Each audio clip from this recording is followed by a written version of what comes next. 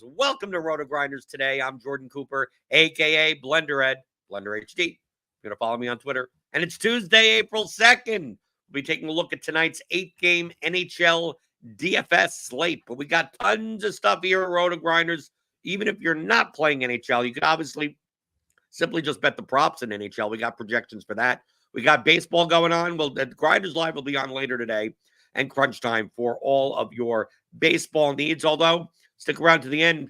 I've been giving out some home run props during the show that I personally have been taking, and they've been going pretty well. So stick around. I got a doozy. I got a long shot doozy one that doesn't make any sense. But P.S. I use the back projection, so it's not like I'm doing anything that's proprietary to me. So feel free to pick those up. rotogrinders.com/the-bat. Hit that thumbs up button on your way in the door. Let's see if my voice holds up till the end of the show. It's been getting better. Join with me on this Tuesday. Since it's a Tuesday, you have to go with the alliteration. Taylor EZELL. Tuesdays with Taylor, Thursdays with Tim. Tim's coming up on Thursday. And we have an NHL slate tonight that, oddly enough, it's only 8 games. Typically, I'm used to like 12, 13 game slates. And it's kind of missing a lot of the star players. Yeah, it's kind of gross on the surface. When you look at it, there's no obvious spots, as opposed to last night where all the stars were out. It's limited in the star power. So in a way, I think it's more intriguing just because there aren't those obvious spots that everyone's going to go to. But when you look at it, you just kind of have to hold your nose in a lot of cases and find some of the good spots because there really aren't any great ones. Yeah, I get a sense that lineup construction today, it'll be more of a balanced approach. I mean, you got Pasternak up top, Kaprizov at 9,400. You got Jack Hughes at 8,500.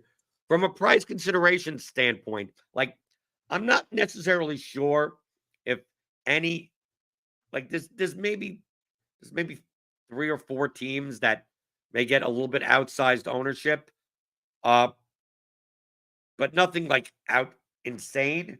From a price consideration standpoint, would you consider the top team on the slate to actually be the Devils?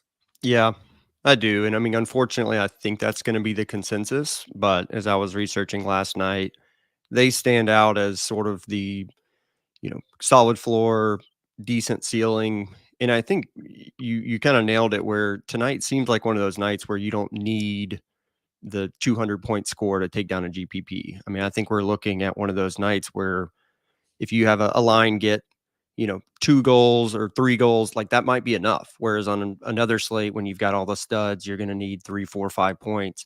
I don't think, there's a chance tonight that the scoring will be low enough where, it's closer to soccer. You and I have talked about in soccer where if you don't have a goal, it feels devastating.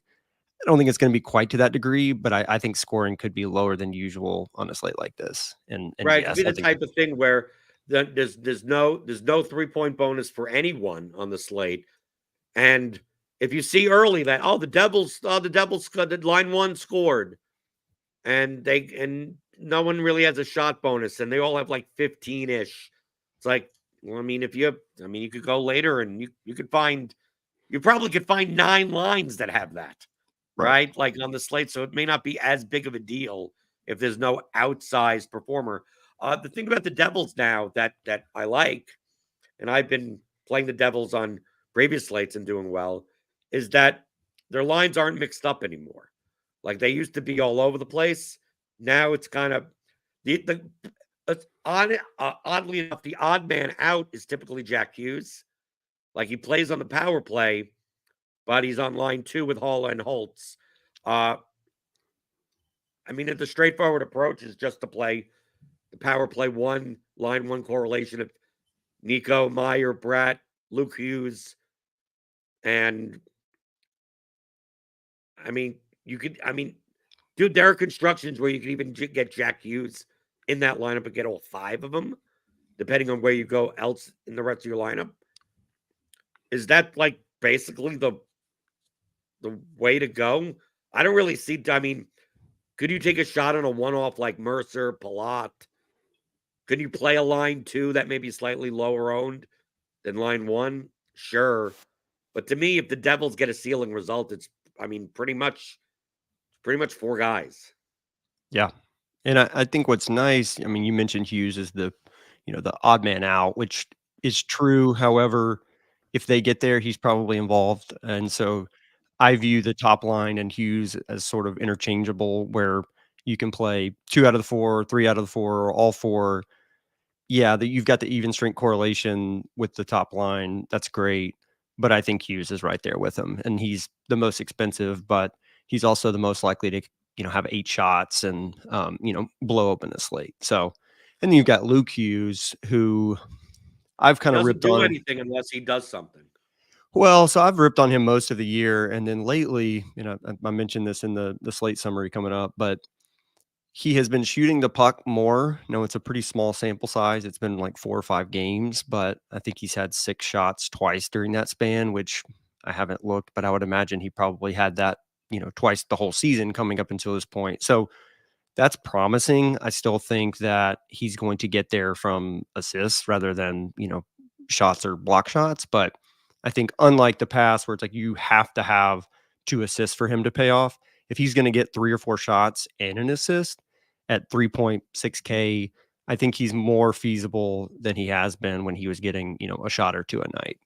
And even more feasible as a one-off, because a lot of times, in the past, you wouldn't want to play Luke Hughes as a one-off because the way he gets there is other people in the Devils scoring. So you Right. kind of want them. At 3,600, like you're right, he gets a block, 2 shots, and an assist. He's in double digits, and what do you need for 3,600? You're good. Right. And I have one more thing on Hughes. I was trying to see, I know they've gone 11-7 at times, which means his ice time will be down a tick when there's an extra defenseman. I don't think that that's been the case over the last 1 or 2. So pay attention. As always, we'll post the lines in the Discord. If it's 11-7, slight tick down, he's still going to be out there for the power play and at the end of the game if they need a goal. So that's all. From a raw points perspective, are the top 2 teams on the slate, I mean, obviously not price considered, but just raw points, it would be, I'm assuming, the Wild, Minnesota, and Florida? Yeah, I mean, if you go by implied goals, then technically it's the Islanders right now, which feels gross. They're on the second of a back-to-back, but they happen to be playing Chicago. So purely implied, there's kind of 4 teams up at the top: the Islanders, Devils, Panthers, and Flames, which you can tell how gross the slate is when you hear those teams. I mean, the Panthers are, Well, I wanted to talk about the Flames from a value standpoint. It's kind of odd. Like the Wild project actually, like in our projections, like they're the top projected team, but yeah, they don't have, and they're facing the Senators, so I understand why. But they're not. They don't have one of the. They still have the 5th highest that's implied it, yeah. team total.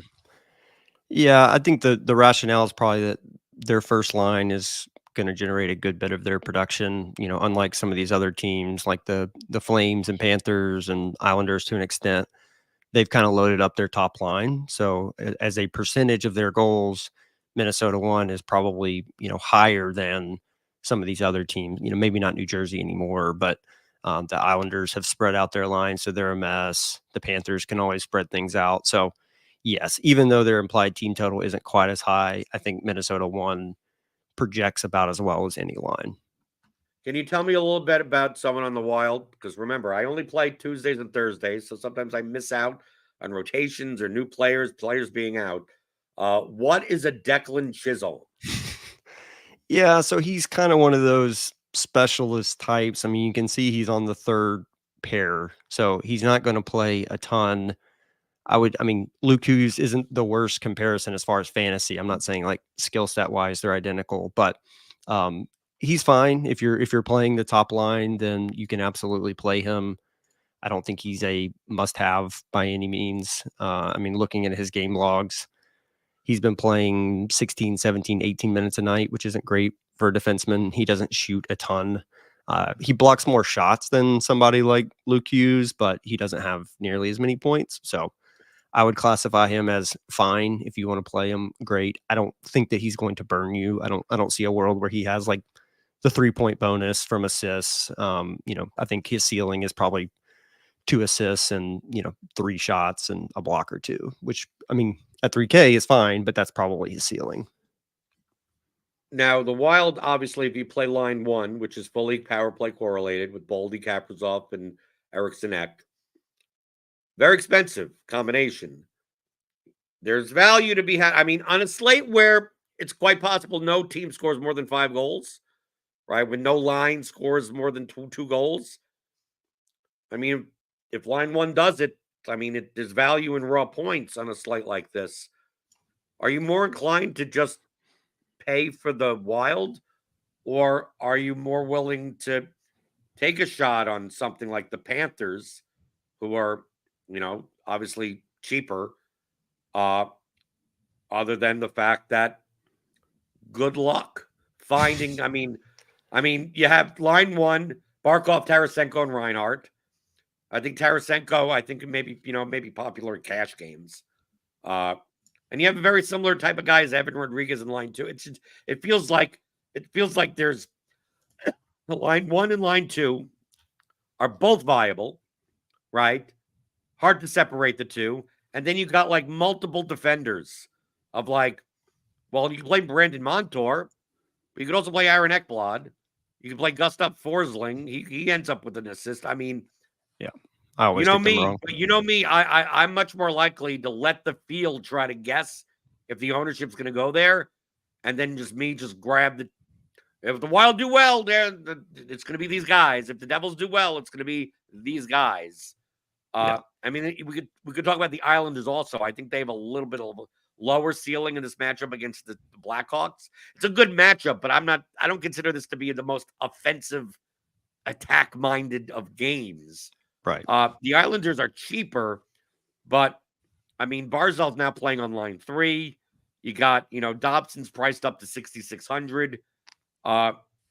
Practically anyone could. I mean, I've never done well with Anders Lee in my lineup ever.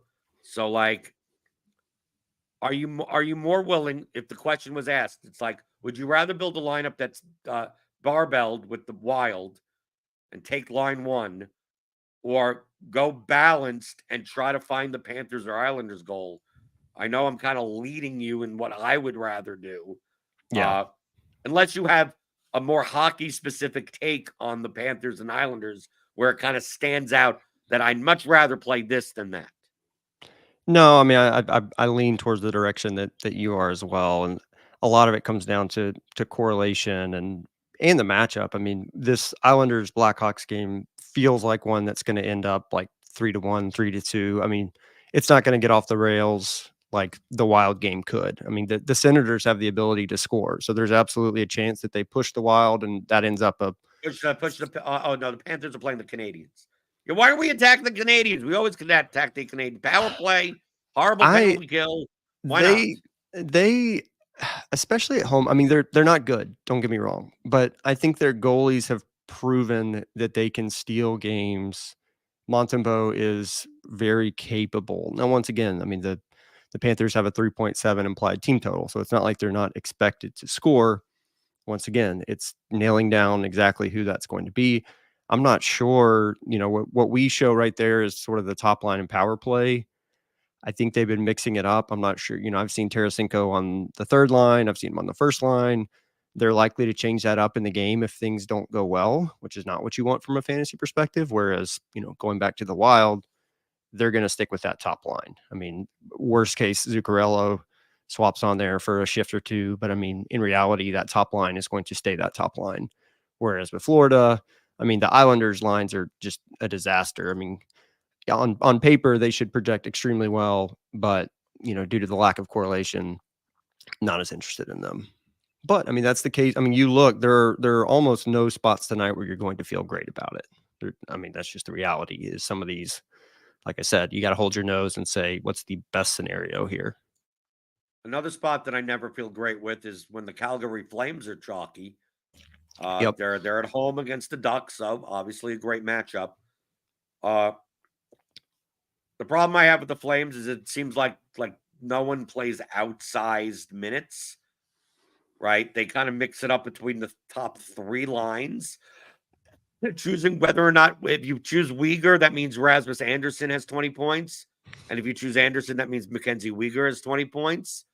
Their power play spreads across 3 lines.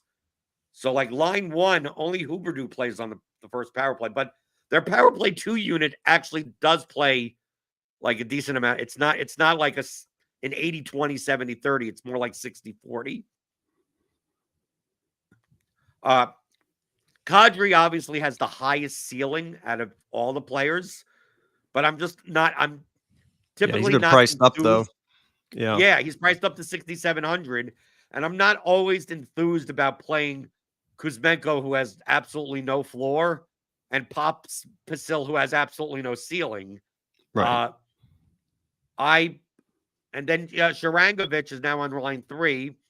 And then Coronado and Zara, like these guys have like no floor. Like no one has a floor on Calgary other than maybe like line 1 has and obviously they're more expensive defensemen. I just feel more compelled to just play line 1 and one of Anderson or Uyghur. And could you take a shot on a Kuzmenko one-off? Absolutely. A Coronado one-off? Sure, absolutely. But I don't know if I want to pay up for Kadri, who's going to probably be double-digit owned at 6,700. When there's 2 things. One, there's so many ways for the Flames to score that he's sitting there and you're going, how do the Flames have 4 goals and Kadri has a snowflake? There's also so many ways for the Calgary Flames not to score at all. Right. Yeah, I lean kind of mini stacks here, and I think you mentioned already that throwing a defenseman with one of those. So like a Kuzmenko Uyghur or a Huberdeau Uyghur, something like that, where you're not spending a ton of salary. I would feel comfortable leaving Kadri out there. If you want to throw him in, plus Uyghur for a 3-man, that's great. You can do the same thing with power play too. If you like that a little more and you wanted to go Backlund, Coleman, Anderson, that makes sense to me too. So due to the way that they have their line structured, I think power play correlation is probably as important or more than even strength correlation, and just kind of going with those duos plus one of the defensemen that correlates on the power play. Because to your point, I think they're probably one of those 60-40 teams in the way that they split up their power play time, as opposed to some of the others who are 70-30, 80-20. So I think that's like those are the top spots. Those are the more owned spots on the slate. What is there anything else? I mean, there's a lot of games that I look at and go, I almost don't want anyone in the game, right? Yeah, I think I don't really see anything where I'm like to me, if a game is going to go off, is it Boston, Nashville? I know you're big into the Predators, but the one thing that I know about the Predators is that they're always going to shoot. I mean, they're like this is not a good matchup. I think the goalkeepers in this game may be more than like maybe 10% owned, but Pasternak and Forsberg could. I mean, on an 8-game slate where we don't expect, you don't have the McKinnons and Matthews, you don't have 6K guys that have hat trick upside. I mean, if Pasternak or Forsberg get the 5-shot bonus and 2 points, they may be the highest scorers on the slate. So like, why not take a shot here? I just don't know. I mean, obviously the Predators are a little bit cheaper. The Bruins are, I mean, their correlations are kind of a mess. Out of all the other games, are you feeling, I mean, that this is more the game to target than like Capitals Sabres or Canucks Vegas, those 2 games? Yeah, that's what stood out. When I looked at the slate, what stood out to me first was some of the stay away spots. And unfortunately, they're the best like real life games. And I agree that Vancouver Vegas game, that's going to feel like a playoff game. I mean, it's got 3-2, 2-1 kind of written all over it. And you're just hoping that you get the goals, loaded up onto your line. So I agree, stay away. I do struggle with the Boston Nashville one, because that's one where both teams are kind of capable of shutting it down, and both teams are capable of, opening it up a little bit. So I don't know what Nashville will want to try to do at home to like dictate, as far as like the tempo. I agree with what you're saying that like Nashville won. What's nice about them compared to others, they correlate perfectly. They do have some upside. I mentioned this a few times last week in my write up about Forsberg specifically, but really Nashville won, where ownership seems really sensitive to the matchup for them. And this would fall into the bad category. And so, like, if they were playing a bad team, they'd be 20-25% on this slate. They're playing Boston, who's obviously a good team, but not. I mean, I think the perception of them is that they're this defensive stalwart who never let in any goals. And that's not really reality. So I think they're intriguing. I'm not sure if I can get there with my single entry or 3 teams, but if you told me when the cards flip over at the end of the night that Nashville had, Forsberg ends up with 2 goals and 5 shots, to your point, that could be a slate winner. Whereas a normal night, that's nice, but not a must have. So I'm intrigued by it. I agree with the Capitals and Sabres. I'm probably more likely to look into which of those goalies I would feel good about. I mean, sure, like uh, the top line for either of those is capable. I mean, Ovechkin or Tage Thompson, like they could absolutely have pair goals, but it's also a pretty low, Vegas total in that game for a reason. Right. I mean, the only positive about the Capital Sabres game is I think both these teams are capable of falling apart. Yeah. Right. No, that's fair. So, They yeah, I they don't know have which one it meltdown. would be. Right. I mean, it's the type of where next thing they score one team scores 4 goals in the first period, and you're like, oh, they just completely fell apart. Right. In one of the periods, Right. even though it is a low total, but they don't. I mean, these teams do not project well, and especially I've had enough experience with our projections here. When John Carlson doesn't project well, I know the Capitals are. I mean, because Yeah. typically Carlson projects well, and Alec Tooch projects well. I mean, like when I see typical projection favorites under like low projected, like to me that sends a sign of like, well, normally like I'm very similar to like the bat, right, in MLB. Mm-hmm. It's Yeah. like in years past, it's like Joey Gallo doesn't project well at all. So like he must be like the most awful play of awful plays. Ruden Odor that isn't being jammed into Right. 87% of my lineup. So he must be in a really bad spot today. Yeah. And And the same thing the reverse applies also, right? Where it's like, oh, this pitcher projects well, and the bat typically hates that pitcher. It's like, oh, that's probably a good sign. right. So I don't Yeah. know if that So applies on this on this slate in the positive. It This doesn't feel like a fun slate, Taylor. no. So one more thing on Washington and Buffalo. Both of those teams, I'm really sensitive to who is starting in goal. So a lot of people will argue goalie is goalie. It doesn't matter. And I think there's some merit to that. But the ones we have projected right now are both good goalies. If their backups play, so Oh, if Darcy if Kemper, it's Kemper and yeah, Comrie, you yeah, just you jam then them in. I have a lot more interest in this game. Now, if both of these start under for sure, but I mean the backups are horrendous. So yeah, if it's either of those, I would say give a big bump. If it's these 2 starters, I'm interested in the goalies, not the skaters. So the NHL contest today, not very good. Not No, I remember baseball I is asked you last week. I said, "How the contest gonna?" I'm like, "Okay, it's NHL today." And you yeah, open it up, and it's like, oh, what? I know MLB. I love MLB, but I'm also not. I'm also 10K to fine. Oh, it's 10K to first, but like it's like it's a slap in the ass 35% of for the 10th yeah, places. I mean, like almost all the money's up there. So it yeah. doesn't make me all that compelled to play. I'm playing 3 lineups, playing $150 or something, and that's it. Everything else is baseball props. So like it's like, oh, I'll make my NHL lineups a half an hour before lock, and I'll be Yeah. done. Are you doing the baseball? Are you No, starting to I'll play probably them? pick up after NHL is done. It's generally I wait till have the one season to focus on while I'm doing content and everything, and then once hockey's over, then I'll pile into the MLB Hockey streaks. regular season, or are you also consider the playoffs? I'll have to see what the contests are like. I don't know if we'll be doing content or not through the playoffs. Honestly, don't remember, but um, I'll be following along regardless, and probably playing if the contests are decent, which they normally are. If I'm not doing content for the playoffs, then I'll probably go ahead and start playing MLB.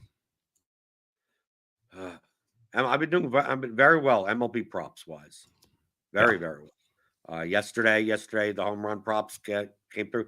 I posted even on Twitter. Took 9 Lamont Wade didn't play, so that doesn't count. But 2 out of 8, but the 2 are +7. These are home run props. So like if you hit like 20%, 15, 20%, I mean, you're wildly profitable. So it's not like the type of thing where it's like, oh, you only won 2 out of 8.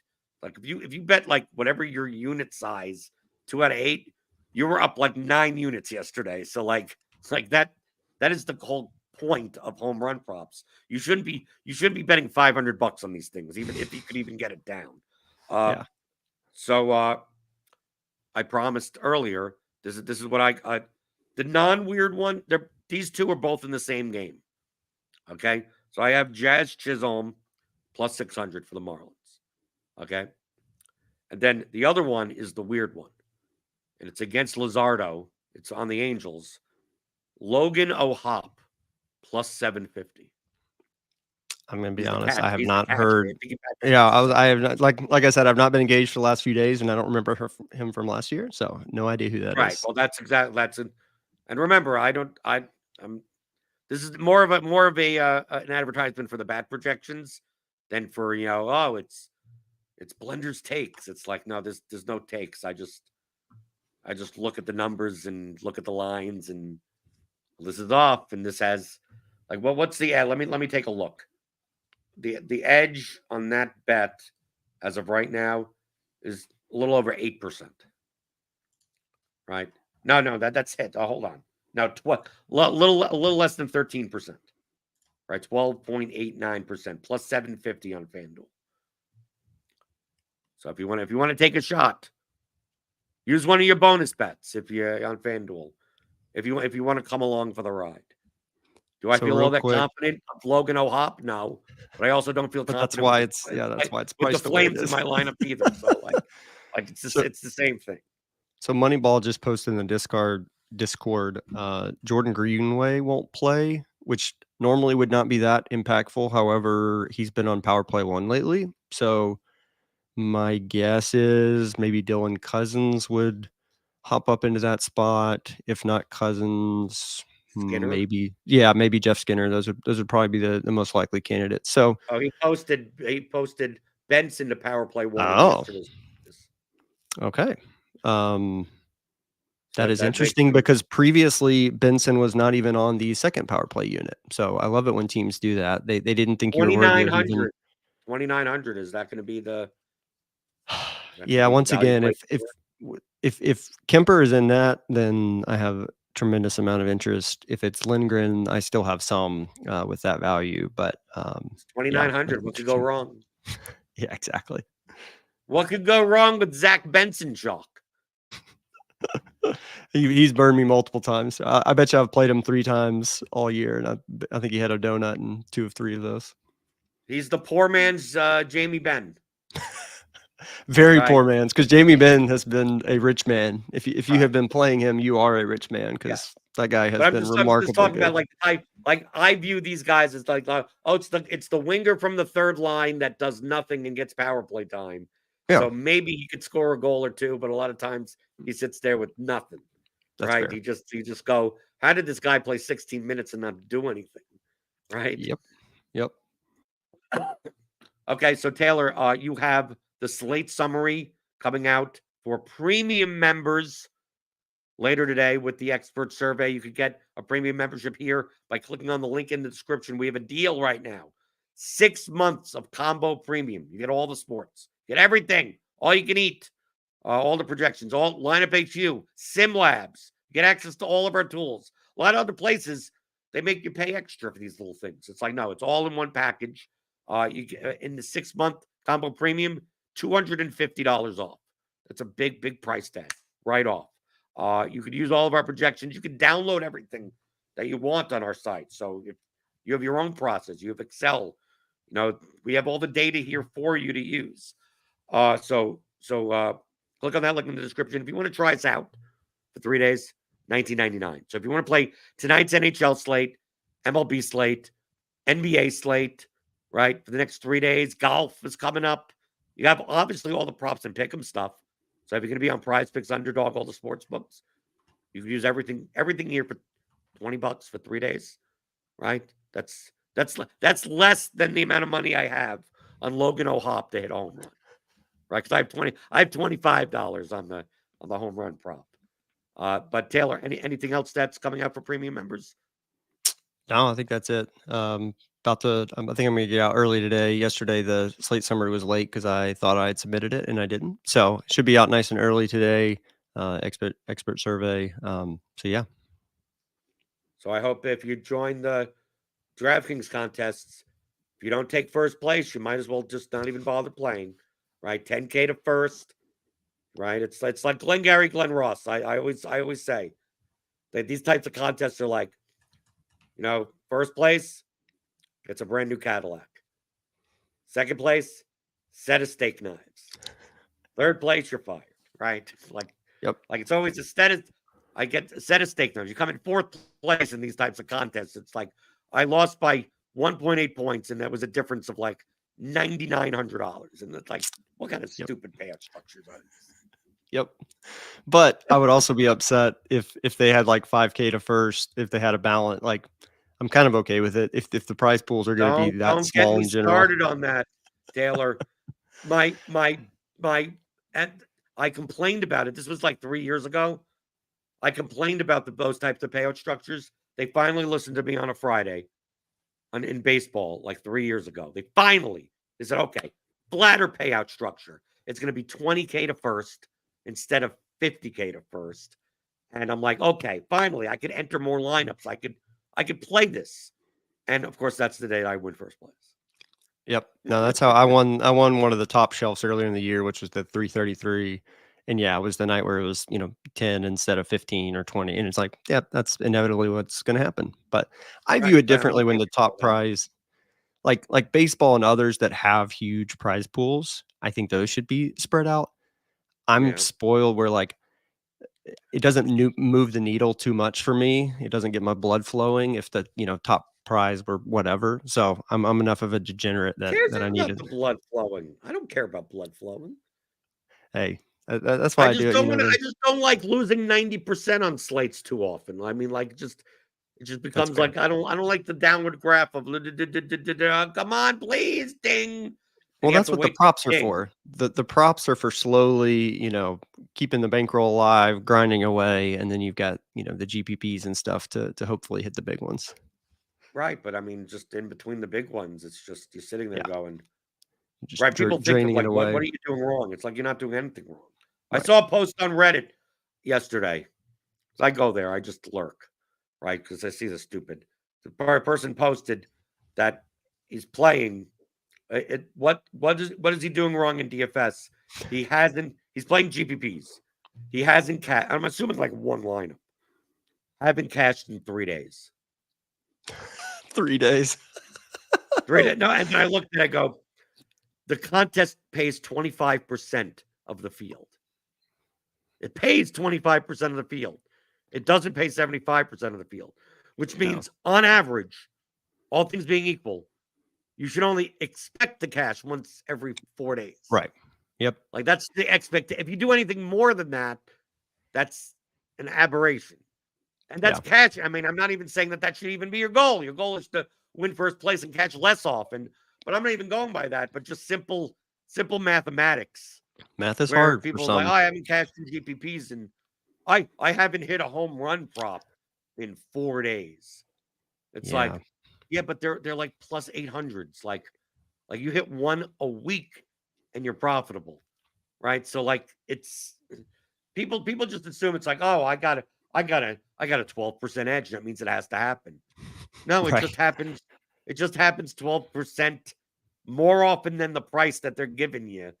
So like you put down $50, you're talking about an expected profit of like $8, right? Yep. Over the long run, right? But people look, it's like, oh, why haven't I hit today? It's like that's math. It's the mathematics. It's not particular to DFS. It's just that's literally what math is. Yep. You see that with parlays all the time where people are like, oh, they'll have a 5 or 6 leg parlay and one of their like minus 250 teams loses. And they're like, oh, how could I possibly lose? It's like, well, if you have You possibly 5 lose 70%. It's only right. 30% of the time you lose that way. Right. And if all 5 of those are that, then, your chances of hitting that are like 10%, which is why it's priced the way it is. So, yeah, people do not Right. understand math. It's tough. Yeah, but they're the ones that pay for the ones that do understand math. That's true. Although That's how even those of us who understand math, it can be challenging at times. It swings are still, I mean, from a mental health perspective, though I still agree with it, but yeah. But sometimes it's like I hit 2 SGPs yesterday because I use our projections because the sites still give me bonuses like SGP boosts for Mhm. NBA and NHL, even though I'm focused pretty much solely on MLB. And I just go to the prop model on RotoGrinders, which uses our NBA projections and NHL projections. And it's like, in the top 20, is there anything for 3 from one game? That's it. And then I just kind of just throw them together. And then I did that yesterday for basketball and NHL, hit them both. I needed that Mika Zibanejad point late Oh for yeah, I saw that. the Garbage NHL time one. point. Those are the best. So I mean, use the stuff here at RotoGrinders. It's literally what I use. Taylor, sometimes people ask me, it's like, I know you're on the shows. I know you say that you use the stuff, but you must have like other stuff. I go, Yep. I may I'm the double same. check with other stuff. I may sanity check some things. Something looks off, and I go, in NBA, something like, oh, I there's no way I have a 72% edge here. Like there's Right. something's wrong. It's like, oh, okay. Yeah, we have his minutes at like 14, and I check around the industry, and everyone else has it like 20. Right. So I'm like, yeah, maybe this under isn't a 72% edge. Maybe we're gonna be, and then next thing you know, an hour or two later, our minutes projection is like 19. And it's like good, Yeah. There you good go. thing I didn't, Right. 3 hours ago. Right. So there's some amount of double checking and stuff, but in general, this is what I do, right? And I share it with you here in the morning, Mondays through Fridays, 11 o'clock Eastern. Tomorrow, by the way, Grinders Live. It won't be this show. I'll still be here, right? You can't get away from me, people, okay? I'll still be here at 11 in the morning, but it'll be with Dean. Squirrel Patrol will be on also for Grinders Live. Tomorrow's baseball slate is early, right? Most of the games are in the afternoon. So we'll be covering that tomorrow. Then that's followed up by Kevin Roth and Crunch Time right after that. Tonight, obviously, Grinders Live, Crunch Time. But, Thursday, I'll be back with Tim for NHL. Friday with Squirrel Patrol for MMA. So come back soon. Hit that like button on your way out the door, please. And I'll see you tomorrow talking about all things you're thinking about. Daily fantasy props and pick 'em on RotoGrinders Today.